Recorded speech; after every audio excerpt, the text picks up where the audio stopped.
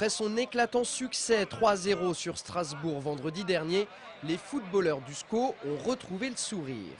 Mercredi matin au centre d'entraînement de la Baumette, les joueurs semblaient vraiment détendus avant le début de la séance.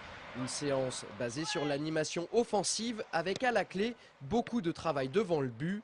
Mais le plus palpable ce matin, c'était la bonne ambiance qui régnait au sein du groupe.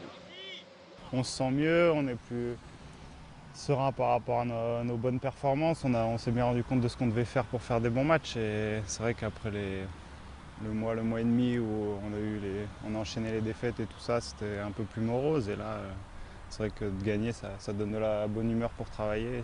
C'est d'autant mieux. Qui plus est, cette semaine, le coach angevin peut travailler plus sereinement que la précédente. Certains joueurs convalescents ont repris la course.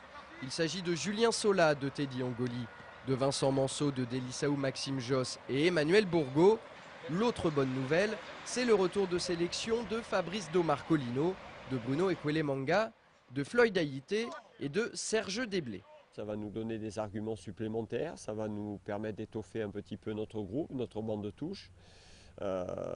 Donc c'est une bonne chose, même si les gens qui les ont remplacés ont été largement à la hauteur, il n'y a qu'à voir le résultat.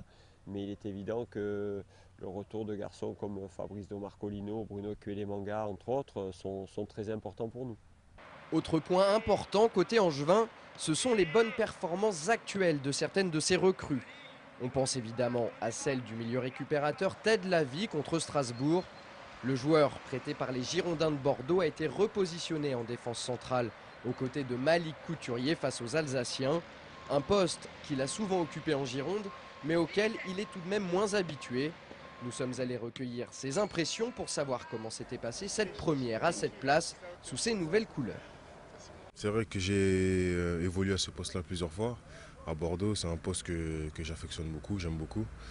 Et donc, par rapport aux absences qu'il y a eu et par rapport aux blessés, le coach a décidé de me mettre défenseur central. Donc, j'ai essayé de remplir, on va dire, cette fonction avec le plus de sérieux possible et obéir aux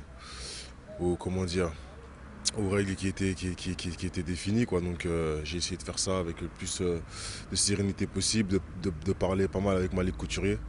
Et dans l'ensemble, ça s'est bien passé. Quant à Jean-Louis Garcia, il n'est absolument pas étonné de la performance de son joueur. Je savais qu'à tout moment, il pouvait me dépanner dans l'axe central. Et c'est peut-être un poste qui lui convient mieux à l'heure actuelle parce qu'il n'a pas retrouvé encore la totalité de ses moyens athlétiques.